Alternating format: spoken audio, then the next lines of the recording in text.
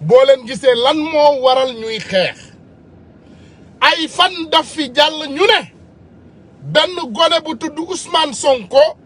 dafa am ndaw soo xam ne daf ko siif déglu leen li ma wax de newuñu Ousmane Sonko am na koo xam ne daf koo foon newuñu Ousmane Sonko am na koo xam ne dafa seq ak moom ay waxtaan newuñu Ousmane Sonko dafa am ne koo xam ne daf ko massage mu seq ak moom leneen waxuñu loolu de dañu ne Ousmane Sonko dafa siif doomu jàmbur dafa fekk xale bu jigéen teg ko ay fatal siif ko loolu la ñu wax donc ñun ci loolu képp la ñu mën a yem mënuñoo delluwaat nag ginnaaw yéen mënu leen ne tey siif suba ngeen ñëwaat ngeen ne non dañu bokk singom kii dafa yey genn wàllu singom jox ko wala kii dafa ñëw laal poojam kala dafa ñëw laal bëñam suñu yoon nekkul ci loolu mon ami wallahi al azim bu doon loolu la ñuy wut ci Sénégal Macky Sall du doon président xam ngeen ñaata xale yu jigéen la Macky Sall tàpp ci àdduna bi boo leen ko laajoon Marème Faye Sall mu daw génn këram est-ce que xam ngeen loolu politiciens sénégalais yi nekk nii ci Sénégal bu doon dañu ne ku xam jigéen wala ku tëdd ak jigéen mënta nekk politicien Sénégal kon ñun Sénégal politique du fa am musu leen dégg ci waxtaanu Ousmane Sonko diw tëddee na jigéen bi diw doxaan na jigéen bi diw def na lii diw siif na déedéet Ousmane Sonko kàddoom lenn la c'est un député du peuple il parle seulement sur le peuple mooy diw de sàcc na nangami milliards diw de def na nangam diw de Sénégal am na or Sénégal am na zircon Sénégal am na nangam Sénégal am na politiciens yoo xam ne dañuy randal ay milliards. Je vais vous dire une chose et c'est clair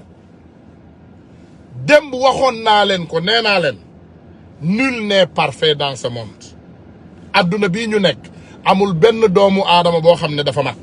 nee naa leen bu doon siif rek la ñuy wax wala bu doon tëddee jigéen rek la ñuy wax ci adduna bi sama diggante ak yàlla ak yonente bi man Ousmane Tounkara mu ndaw mii du ma ne téeméer parce que su ma waxee téeméer dinaa tooñ xam naa lu tolloog juróom benn jigéen yoo xam ne tey Macky Sall tëddee na leen juróom benn am naa ay photo nag am naa ay firnde fi mu toll nii léegi j'ai rassemblé tous mes preuves j'ai tous mes preuves xam naa gel yi am naa ay photo am naa ay preuve góor jigéenu gouvernement Sénégal bi les PD ña nga xam ne ñoom góor la ñuy tëddal du jigéen ñooñu tamit xam naa ci quelques-uns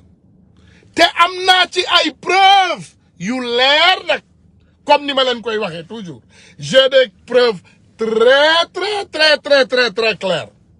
donc mes amis yéen concentré leen ñu topp ci li nga xam ne moom la ñuy wax man de tey am na dama lay wax dëgg de am na loo xam ne tey wallahi al azim sama xol sedd na ci réewum Sénégal parce que mooy lan y a 3 ou 4 ans de cela ma dégg benn jeune sénégalais buy ñëw ndeysaan di xeex éthique ak njub liggéey na impôt fukki at ak juróom amul benn guddi goo xam ne benn guddi boo xam ne benn doomu aadama jàpp na loxoom ne ko sàcc nga tarfatal ay ni ci alalu Sénégal te wax na ko de nee na bis boo leen gisee ma sàcc benn dërëm ci li nga xam ne moom la ñëpp bokk wallahi atte leen ma donc ñun ñëpp dégg nañu boobu kenn déyuñu ko de dañ koo déggal suñu ay noppi bopp kenn warantewu ko léegi nag fan yi jàll suñu mbokk yi ndeysaan dem nañu xooli lan la Sonko mën a sàcc mënuñu koo indi Sonko lu mu indi pour dindi mënuñu koo dindi Sonko li mu wax mënuñu coo teg baaraam léegi ndeysaan ils se sont rabaissés les culottes ñu ne léegi dañuy dem xooli fa nga xam ne foofu lay dem ñuy maase yaramam ñu dem wuti ay xale yu jigéen yuy liggéey ci biir foofu ñu provoqué ko maanaam ñu def loo xam ne méngoowul ak seen liggéey mooy ñu cokkaas ko ñu tooñ ko ba nga xam ne dina def loo xam ne du naka si noonu bu boobaa ñu mën a jël loolu dal ko ci kawam waaye sosal ko nag indee ko ay fen am na Moustapha Cissé loolu mu leen waxoon de nee na Yakham Mbaye dafa génnee cuccoo mi ci kanamu Marème Faye Sall Yakham Mbaye la ñu wax de la même personne qui a écrit cette lettre la même personne qui a écrit cette plainte donc ñun sénégalais yi borom xel yi nag laay waxal donc comme ñun dañ ñu ne Ousmane Sonko dafa siif doomu aadama yor ñaari fetal def ko benn yoon def ko ñaari yoon def ko ñetti yoon def ko ñeenti yoon lañ ñu wax ñun xam nañu ne loolu yenuwul maanaa donc loolu moo waral ñu jóg nag ñu ne xam nga lu ñuy def ñun dañuy protéger li nga xam ne moom mooy suñu démocratie du ñu bàyyi benn doomu aadama nasaxal ko kooku muy Macky Sall ak muy Sow mu àndal ak muy Mburoog Ponseek muy keneen ak keneen ak keneen. li tax ñu indi ko mooy pour ngeen xam rek ne Macky Sall pareegul ci Ousmane Sonko fi mu ne nii siif lañ ko jiiñ waaye loolu du mën a taxaw loolu nag bu taxawul dina indi beneen kaa mën na indi leneen déglu leen de ma wax leen mën nañ koo jéem a indil yeneen tuuma parce que léegi bu leen fàtte ne tey nee nañu yaayoo dem nañu assemblée nationale teggi nañu la nga xam ne moom mooy immunité parlementaire Ousmane Sonko ñoom loolu la ñu wax de nee nañu dem nañu assemblée nationale yëkkati nañu li nga xam ne moom mooy sëru malaanu lan nuñ ko tuddee xaw ma je ne sais pas quoi voilà donc vraiment nee nañu yëkkati nañu la nga xam ne moom mooy immunité parlementaire Ousmane Sonko. donc je vous garantis que Macky Sall mën naa laal Ousmane Sonko mais wallahi billahi tallahi bu laalee Ousmane Sonko dina ko bëgg a delloowaat mu tëg ko loolu mooy problème bi maanaam xam nga nit jël na alal ba sonn nga bëgg koo delloo mu të la ndax sàcc na ba sonn bëgg a delloo alal bi parce que moom mi ngi yowmal xiyaam sax dee na wala amaanaa ka mu sàcc alalam dee na xamul nu muy def ba àq boobu teggeeku ko wala problème boobu teggeeku ko wallahi al azim wallahi al azim wallahi al azim Macky Sall mais Ousmane Sonko siif na jigéen benn yoon ñëw na ëllëg siifaat jigéen bi ñëw na ginnaaw ëllëg siifaat ko ñëw ginnaawaati ëllëg maanaam ñëw na ñeenti yoon di siif même jigéen bi te saa yuy ñëw ñaari fetal lay indaale wala da koy woo yónnee ko SMS ne ko diw maa ngi ñëw sa kër pour siif la ah bu ñëwee daal di ko fa fekk diw di ko xaar ah ñun la ñu xam ci siif méngoowul ak loolu ñun siif niñ ko xamee mooy nga forcer doomu aadama bi xoj ko amaanaa sax gaañ ko ba pare forcer sa bopp ci moom te xam naa jigéen yi ma gis fii nii yëpp ñuy faral Sonko c'est des féministes ces dames-là ne vont pas supporter Sonko bu ñu yaakaaree ne Sonko dafa siif jigéen c'est des féministes bañkat dëgg ñoo fi nekk ay féministes dëgg laa am ci page bii tey ñu li déglu wallahi bu ñu yaakaaroon ne Sonko dafa siif jigéen dinañu dal ci kaw Sonko ba nga xam ne dara du dara tous ces ibadou-là elles vont enlever les malades tous ces dames belles là les jeunes filles qui aiment Sonko là ñoom ñëpp danañu dal ci kawam donc arrêtez. léegi nag temps yi gis naa ne les grands délinquants ku mel ni El Hadj Mbuxur Diouf ak sëñ Birima ñu ngi jéem a laver seen bopp à grande eau man de barki Dembo Ndiaye laa jóge Dakar te je vous garantis que maag Birima j'étais dans un restaurant en ville en face l'Assemblée nationale te Birima ma ngi fa àndoon ak benn coroom ànd fa nag ak oto bi ko Marème Faye Sall jëndal noonu mooy GLE voilà GLI man maa ko gisal sama bopp kenn waxuma ko je l'ai vu moi-même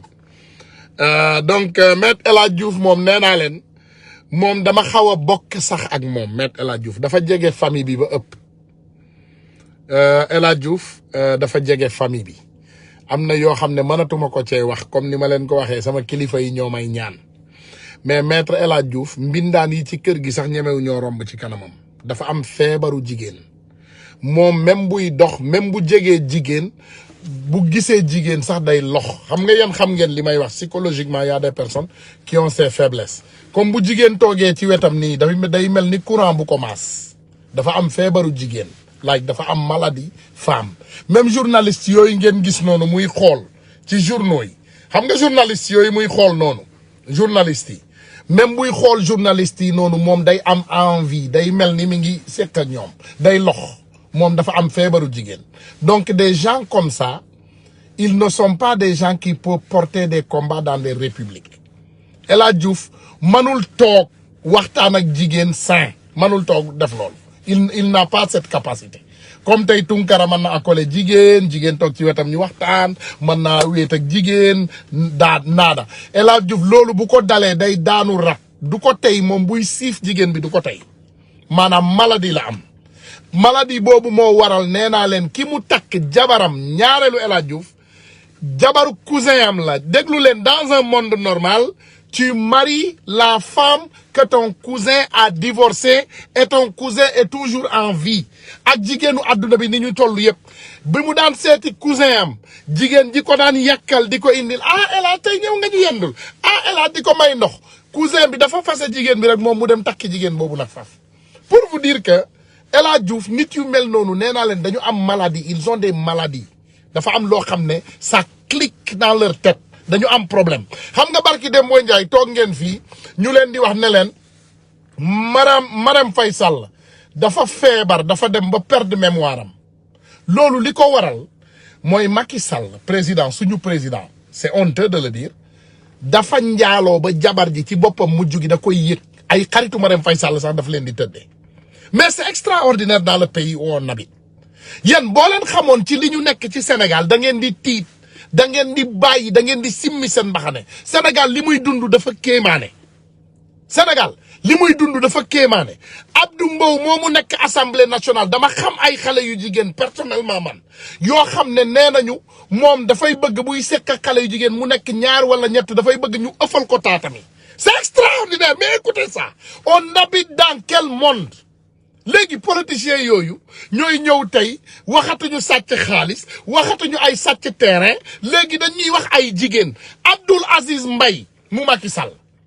dafay naan ba saw tubéyam yow yaa koy yenu di ko je te dis que je connais ces personnes là yenn saay buñ ma yónnee ay dossiers damay rus quand on m'envoie les dossiers si ces gens là j'ai honte dañ ma yónnee ay dossiers buñ ma yónnee dossiers yi bu ma ubbee lépp ma lire ma xool photo yi ma xool yenn saay ay vidéo ma woo borom ma def sama déposition maanaam déglu leen ñu indil ma ay seede ma déglu seede yi ma déglu firnde yi damay rus ma ne leen lii man mënuma koo wax publiquement ñemew maa wax lii wala ñu ne la ku mel ni Ismaïla Madior un ministre de la République moom beneen bi moo ko gënal jigéen du ma tudd lépp parce que dama yor sama ay dossier fan yi guerre mondiale laay commencé comme ñoom nee nañu léegi dañuy attaqué li nga xam ne moom mooy maanaam personnalité nit yu di ñi dinaa ñëw ak ñoom dinaa bëre lii lamb la dañuy bëre rek du ma saaga kenn nag du ma saaga Youssou Ndour dem leen ngeen laaj Youssou Ndour ne leen ko limal ñu say doom mu lim nga ne ko ñaata ñoo ci juddu ci yoonu sëy dem leen Youssou Ndour xam nga bat li may wax c'est du ay saaga c'est normal dem leen ngeen ne Youssou Ndour yow ci sa kër gi ñaata doom nga am mu wax leen ko nga ne leen jigéen yi kan ak kan ñoo leen jur ñu wax leen nga ne leen kan nga ci takk waa ji dafa biiral ba mujj gi defe naa est-ce que castré wul boppam comme ça dootul mën a biiral c'est extraordinaire léegi yéen mënuñu dëkk ci dëkk bu mel noonu des délinquants comme ça nous dirigent ngeen ñuy wax ay nit bu tëddee góor ak bu tëddee beneen jigéen mais ça c'est extraordinaire je vais vous dire la déception de ma vie que j'allais avoir parce que borom ñaari tur yi la ñuy wax léegi ak franc-maçon ak nangam su ñu ñëwoon ñu ne ma Ousmane Sonko de franc-maçon la dinaa ne masiba naaru lay dal nañu wala ñu ne ñu Ousmane Sonko de borom ñaari tur yi la dinaa ne masiba naaru lay dal nañu waaye Ousmane Sonko mi ngi tapp ci benn xale bu jigéen mais extraordinaire kon alhamdulilah au moins buñ ko falee xëy na moom du soppeeku moi j'ai pas de problème comme ça man vraiment je pense que le cas Ousmane Sonko c'est vraiment personnel te comme niñ koy waxee li ma fi wax nii yëpp dafa personnel du dëgg waaye comme ñoo indi ay leçons personnelles teg ko Tunkara temps yi dinaa créer guerre mondiale dans les réseaux sociaux dinaa fi indi loo xam ne ci Sénégal bi ñu sakkee Sénégal ba léegi yéen mosu leen koo dégg dinaa indi nag ay firnde tegal leen ko sur la table ne leen Youssou Ndour jigéen sangam hôtel sangam doom sangam doomu xaraam la doom sangam doomu xaraam la doom sangam doomu xaraam la Macky Sall jigéen sangam hôtel sangam bu dee xale bu góor bokk na ci ma ne leen xale bu góor sangam temps yii dinaa leen indil seeni ay masiba ba ngeen jommi dinaa indi ay masiba ba ngeen waaru ci yàlla da ngeen di bàyyi àddina nee naa la dama yor ay dossier ba man damay rus j'ai des dossiers de ces maanaam mooy katu yàlla yi dama yor seeni ay dossier ba yoo xam ne man bu ma ko ubbee j'ai honte de lire mës naa toog benn dossier laa doon lire ci benn cas boo xam ne benn xale bu jigéen bu ma xam bu ma jege Macky Sall bi muy soog a tas ak yaa awa noonu benn xale bu jigéen bugguma tudd turam nag ndeysaan sama xarit la pour le moment xale bu jigéen bi ne Macky Sall dafa yónnee ci moom ñu ñëw doxaan sil ko Macky Sall léegi Macky Sall bi mu yónnee doxaan si moom bu yónnee doxaan si déjà dañ lay utal appartement dañ lay ne dañ lay jëndal appartement sàngam te dañ lay jëndal oto sàngam moom doxaanam noonu la day ñëw ne ah président de moo la soxla nee na dinañ la livrer oto sàngam te dinañ la jox appartement sàngam béréb sàngam bi ñu waxee loolu xale bu jigéen bi ba pare xale bu jigéen bi xool lépp mu ne leen d'accord lii yëpp xool naa ko mais je ne suis pas d'accorduma dof yi mu ne ci ëllëg sa ñu ñëwaat ne dafay yokk voilà président d'accord na léegi yow yaay wax li nga bëgg mu jox la mais tu te rends compte nga ñëw mais attends man mais yow nga ñëw loolu yëpp kooku moo jiite suñu réew sénégalais yi ngeen bëgg a dignité bu jóge ci kooku mais arrêtez dignité mënta jóge ci Macky Sall c'est pas possible nee naa leen dinaa leen indil leen ay turu xale yu jigéen indil leen ay appartement indil leen ay firnde nag xam naa ndeysaan bu ma paree woote téléphone xale bu jigéen bi dina ma woo sawtu béyam bi ba mu tooy du ma baale de amul baale de ala accu de ñun tooñuñu Macky Sall moo ñu tooñ te bu ñu tooñee dinañu xeex ak moom on va se battre te wallahi al azim dinaa xeex man dinaa xeex ci moyen xeex tous les moyens de combat sont bons bu ma paree ci Macky Sall ñëw indil leen ay dossier Idrissa Seck yoo xam ne ay waay ndaw Samba ay ndaamal Kajoor bu ma leen ko indilee am nañu ay photo ba am ay photo ci yu ñuul donc ci yéen la dépendre leen daal continuer leen def seen masiba naaru lay te li ci gën a grave ñoom ñu ci ëpp ci gouvernement bi ñoom ay góor jigéen lañu c'est grave hein? Je vous dis la vérité c'est la vérité xam nga man peut-être ñu bari dañ may déglu may wax ñu naan wala nangam attends ñu bari te ñun comploté wuñu wax nous on complote pas contre eux xam nga ñoom dañuy comploter mais ñun fi ñu toog ngay gis benn xale bu jigéen boo xam ne day ñëw ñu ne ah diw de Bassirou Gueye procureur moo ko biiral teg ko pression ne ko il faut nga yàq biir bi c'est extraordinaire ah ma ne ko mais yow ñun ban firnde la ñu mën a am bu nekk ci loolu borom yónnee la ay preuve d'appel mu ne la mi ngi nii numéro procureur wooteel nga xool ndagam numéro am la wala déet indil la ay preuve ñun dañuy am ay preuve de message dañuy am ay message wala borom dem foofu di ko teg pression ñu mu photo borom ndànk yónnee la on a des preuves on a les preuves à l'appui te bis buñ ko génnee Sénégal xeebante dina fa bari suñu homme politique yi dañoo cagatu ba amatuñu dignité ci seen biir bureau yi léegi la ñuy tëddee xale yu jigéen yi xam naa benn ministre de la République tey guddi yi ñu toll bu ma ko waxee ñu bari dinañu lox sama digganteeg yàlla xam naa benn ministre boo xam ne dafa doon tëddee jabaru jàmbur ci bureau ba ñu fekk ko fa jëkkër ji fekk ko fa jabaram te jëkkër ji nawleem la woon ku muy liggéeyam loolu la loolu bu amul yàlla naa suul sama ndey bi ma yaakaar billahi wallahi un ministre bu tëddee jabaru jàmbur ci biir bureau ba ñu fekk ko fa imaginez waxuma la waxantu de dañ ko fekk ci biir bureau bi muy tëddee jabaru jàmbur jëkkëram moo ko fa fekk waa ji si saa si mu fase jabaram ngeen toog ñun ñu xam leen on vous connaît yéen xam nañu leen on vous connaît arrêtez nee nañu leen buñ leen jógalee di ngeen bàyyi àddina yenn saay man damay rus man buñ ma joxee dossiers yi Sénégal bu ma liiree lépp damay rus preuve yi ma am ni yëpp jox naa ko beneen nit am na beneen nit bu ko yor comme tey par exemple man soo leen ma assassiné woon sax ragaluma leen je suis toujours prêt du ma leen wax armée ou pas du ma wax dara je suis toujours prêt pour vous mais tey man boo leen réussiroon pour assassiner ma sax am na keneen ku mën a génnee information yi te borom ci sama page bii lay jaar génnee information yi donc information yi ala kulli alin am na keneen ku ko yor donc je vais vous dire une chose. Faites surtout beaucoup attention à ce que vous allez provoquer dans ces enfants. Parce que ñun dañu xarañ de. Xarañ nañu de te am nañu li tudd réseaux sociaux. Dañoo xarañ. Wallahi al-azim.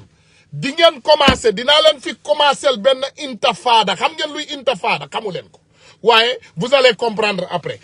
Laaj leen Abdoul Aziz Mbaye ne ko. Tunkara nee na dafa yor ay photo. Yor ay message am nag.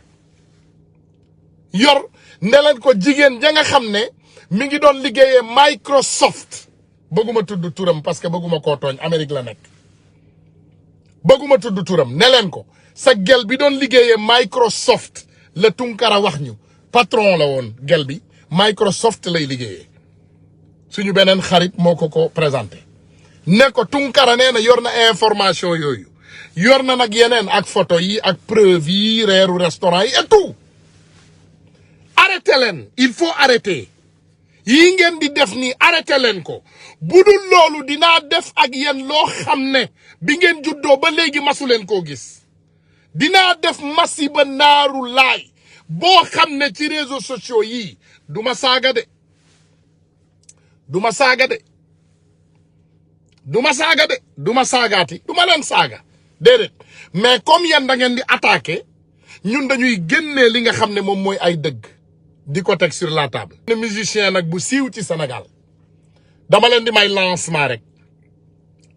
dafa takk seet xam ngeen ki may wax fase beneen jabaram bi du ma tudd tur mais ndeysaan aawa bi moo ko présenté ñaareel bi nim ko présenté mooy moom dafa dem ba dafa am vice xam nga lu tax gars yi di am di gel dama leen di wax lu tax ñuy am gel dama leen di wax lu tax suñu homme politique yi di am ay gel xam nga nit da ngay takk jabar nga takk jabar mu doon ku yiiw am ñaawteef yoo xam ne jabar ji munuloo koo wax munuloo ne tey munuloo xool sa jabar joo takk ci sunna si yàlla ak faratay yonent bi ne ko léegi dama bëgg di la def nii di dugal mbir mi sa bakkan di la tufli di la dóori kurpeñ xam nga am na jigéen yoo xam ne nanguwuñu loolu doo ko ñeme léegi ñoom loolu moo tax ñuy wuti ay gel léegi waa ji dafa ne jabaram loo ko wax de mu ne jabar ji dama bëgg nga indi keneen mu ne dama bëgg nga indi keneen comme ça ñu sekk ko à 3 musicien bi moo ko wax jabar ji dem indil ko gel léegi bi jabar ji indee gel bi ba mu am accès ci gel bi am numéro gel beeg lépp gel bi ne ko man doo ma tëddee ak sa jabar duma ko nangu mu ne ko mu ne ko waaw mu ne ko pourquoi mu ne tànk yaa ngi sëy ak moom du ma nekk ak yow noonu la fasee aawaam bi mu takk ñaareel bi mu takk xale boobu mu koy tëdde nag c'est extraordinaire donc arrêtez leen je vous dis que nous on n'a pas peur de vous ñun ragaluñu leen man du caagin Amérique wala Paris wala Japon wala Madagascar ragaluma leen fu ma mën a nekk ci àdduna bi yàlla rek laa ragal xaritu Marème Faye Sall yi da nga bëgg ma tudd ci wala parce que Marème Faye Sall li ko feebar moom boo leen ko laajee dina leen ko wax dañ ko wax ne sa jëkkër dafa tëdd ak ay jigéen ba dignité bi ci boppam moo tuuti dafa dem ba sa dignité à maigrir xam ngeen li may wax dignité Marème Faye Sall bi ci boppam moo maigrir dafa dem ba dafa traumatisé parce que imaginel ngay ànd ak ay jigéen saa boo présenté sa jëkkër jigéen jaar na ci ginnaaw utiliser puissance su présidence de la république kooku ñëw set si ko bureau mu am lu mu sekk ak moom wala mu tukki gis ngeen tukkeem yu bari yi saa buy tukki am na jigéen bu jël avion dem fekki ko ci réew ma may dem te comme ni ma leen koy waxee président ci suite lay dëkk te bu dëkkee ci suite xam nga président képp ku nekk mooy ñëw am ak moom ay waxtaan. keroog génneen naa leen fi kasetu porno Umaru Sissoco Embaló mooy président Guinée-Bissau bi muy tëddee benn ministre génne naa ko am naa vidéo bi c'est un peu vulgaire mënuma koo poster mais partagé naa ko partout kooku ay nit ñoo ko lik maanaam ñoo lik vidéo boobu parce que dafa tëdd benn ministre ba vraiment yàq loo xam ne moom moo doon ni élection Guinée-Bissau yi di doxee Umaru Sissoco Embaló xam ngeen ñaata gel la may Macky Sall saa bu voyagé nee naa leen ci beneen dëkk c'est intercontinental non, c'est grave, c'est problématique, c'est catastrophique. Arrêtez leen ñun danoo mën a xeex bàyyi leen li ngeen di def. Arrêtez leen saa bu leen Macky Sall ne audience toog leen ci buntu audience bi yéen ñi xaar audience ngeen def nii. xale bu góor bi bu duggsee audience am 2 minutes lay diire wala 3 ñu génne ko ci biir. xale bu jekk bu jógee dugg ak Macky Sall audience bi ça va durer 20 minutes hein. L'audience là ça va durer au moins 20 à 30 minutes. Arrêtez leen, il faut arrêter. We know you. ñun dañ leen xam Ousmane Sonko du yéen doo leen moom. Du yéen doo leen moom. Vous n'êtes pas lui, il n'est pas vous. Li may wax ni question là Macky Sall même dans ses ministres il a tapé. Nee naa leen déglu leen li ma wax de. Écoutez-moi bien. laaj leen ñi jege Macky Sall bu amee audience ak jigéen ni muy demee. Nee naa leen Marème Faye Sall elle est traumatisée. Affaire bi daf ko dépassé. Non, affaire bi dafa dépassé Marème Faye Sall, elle est traumatisée. Parce que imaginez, ça bu ñu nee xaritam yu rafet yi les dames VIP là, Macky Sall a couché avec tout le monde. C'est extraordinaire hein. Parce que gis nga moom am na audience ak yow mooy def na ci catastrophe. Donc vous nous emmerdez. Vous nous emmerdez. Arrêtez leen. Arrêtez leen, il faut arrêter. Si vous n'arrêtez pas, il y aura des catastrophes dans ces réseaux sociaux, il y aura des catastrophes dans les rues. Imaginez, nga toog sa biir kër ci suuf di boy ci kaw di boy. Loolu moo lay dal. Xeexu njaago nag du jeex il faut commencer ci suuf dina boy sa tànk yi yaa ngi toog muy tàng sa bopp bi di tàng. Tout va chauffer. Parce que dëkk bi dina yëngatu, réseaux sociaux yi dina yëngatu, adduna bi dina yëngatu. Macky Sall da ngay xat sa adduna bi day xat. Yow c'est le début de ta fin. Tu as fini, you done. Yow ci sa bopp defe naa xam nga ne tu es au début de ta fin. Maanaam you at the beginning of the end. Maanaam yegg nga fin. Laal nga ba laalaake waxoon nañ la ko nee nañ la. Macky Sall yaa ngi laam-laame yaa ngi indi ay caaxaan yaa ngi def yaa ngi lii yaa ngi lële. Arrêtez leen de il faut ngeen arrêter boo leen arrêté wul on va créer une massacre de tous les fonds de ce combat. Comme ni ma leen wax nag saagawuma sama gars yi sama sëriñ yi sama kilifa yi da ngeen ma tere saagawuma de mbaa dégg ngeen ma mbaa kenn dégguma fi tey ma wax dara même le mot doomu nangam waxuma ko saagawuma benn yoon nag wala saaga naa gars yi saagawuma de j'ai pas insulté donc c'est sûr